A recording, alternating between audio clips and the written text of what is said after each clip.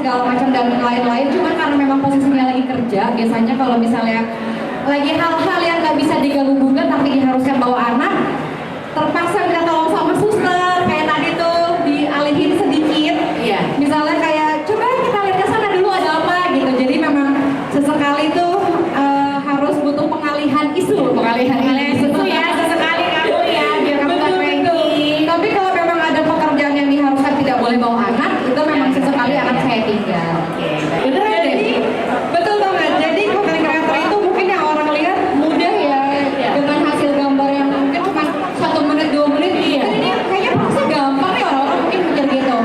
Jadi memang karena selama setahun pertama Mona itu saya ambil kerjaan di luar, saya full di rumah. Tapi kalau teman-teman perhatiin nih, dari mulai YouTube atau mulai sosmed yang lain tuh udah mulai dikurangin. Jadi kalau dulu tayang vlog tiap hari, sekarang tuh mungkin kayak seminggu tuh kayak cuma 4, cuma 3. Jadi nggak yang tiap hari. Apalagi sekarang tuh kayak misalnya tim aku atau manajemen aku, ini ada undangan ke sini, ini ada undangan ke sini. Lah aku tuh pasti sortir nih, kira-kira ini bener-bener penting banget nggak ya? Apakah ini lebih penting daripada mengurus anak atau hal di rumah segala macam? Jadi undangan-undangan yang di luar atau mulai pekerjaan-pekerjaan di luar tuh mulai dipikirkan lagi. Ini harus ninggalin anak nggak ya? Anak gimana ya? Kalau bisa bawa anak deh gitu, karena tos iya, tuh tangan kanan dong, tangan kanan, iya. Jadi gitu, jadi benar-benar apa ya?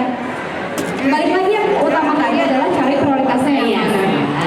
Dan memang jadi content creator nggak mudah. Cuman alhamdulillahnya, karena sekarang ada tim kerja di rumah, jadi ngambil gambar juga yang bukan terkonsep. Jadi ya udah ngambil gambar sesuai aktivitas, ambil tinggal di editing di kantor udah selesai.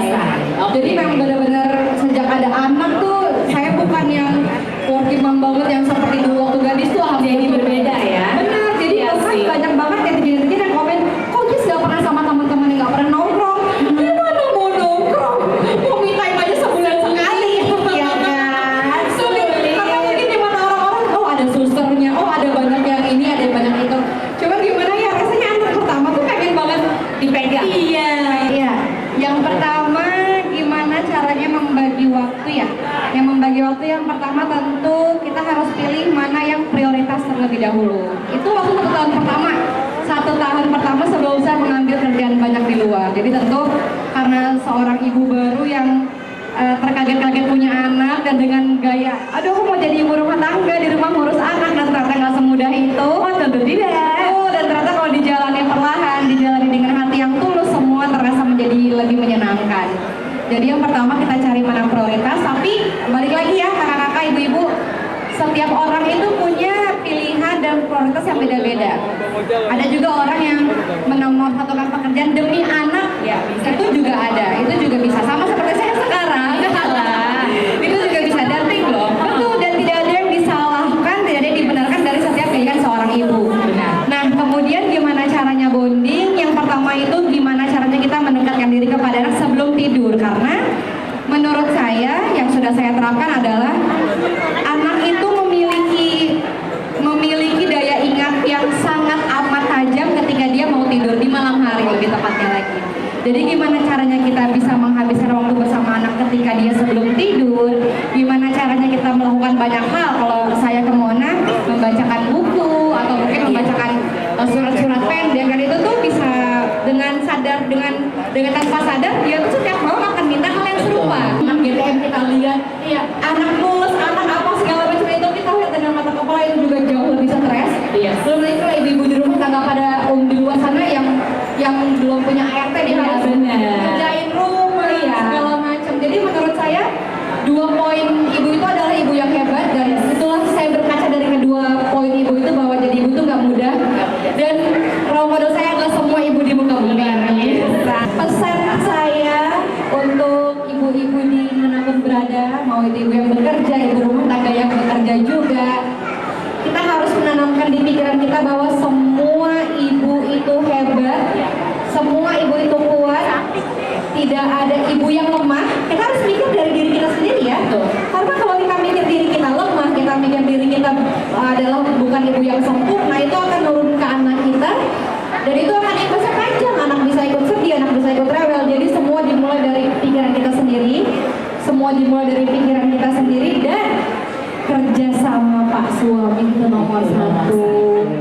Kerja sama dengan orang terdekat ya, kerja sama dengan keluarga, karena seorang ibu itu nggak mungkin kuat dengan seorang diri. Seorang ibu itu butuh support system, seorang ibu butuh dukungan.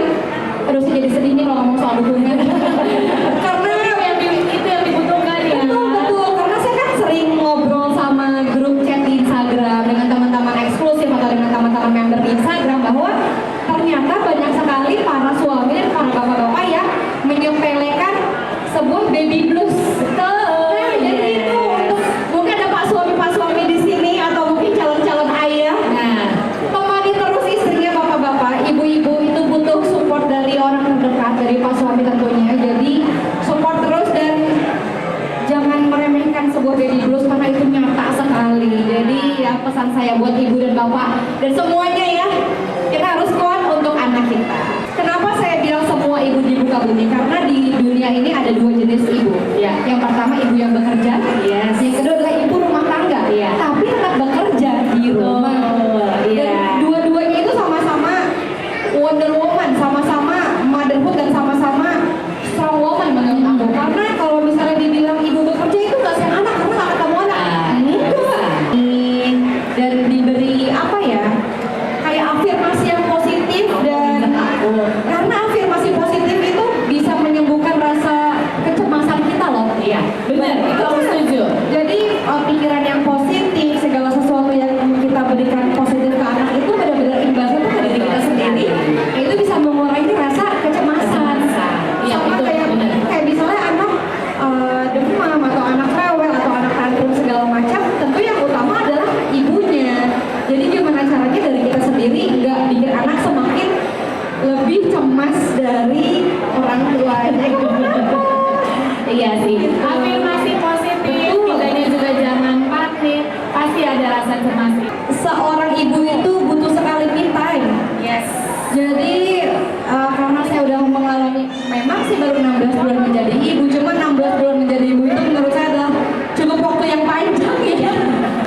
Karena memang walaupun ada suster, walaupun ada neni, tetap mau anak kan sama saya, hampir 24 jam sama saya.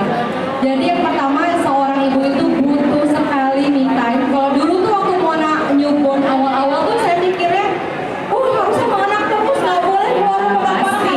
itu masih gaya-gaya ibu baru. Cuma udah semakin kesini, setelah coba-cobaan me time, ibarat itu cuma ke salon atau mungkin itu jajan apa kayak di luar, beli bakso apa itu kan penting banget. Dan ketika kita sudah bisa mengutamakan ke apa ya, kewarasan kita, ngasuh anak tuh jadi terasa lebih menyenangkan, mengasuh anak jadi lebih membahagiakan, bahkan bukan hanya membahagiakan ibunya, bahkan anaknya, bahkan seisi rumah. Karena saya pernah baca penelitian membuktikan bahwa di dalam rumah itu akan menyenangkan apabila jantungnya ibu bahagia. Betul. Jadi ketika jantungnya itu udah mulai berantakan, jantungnya udah mulai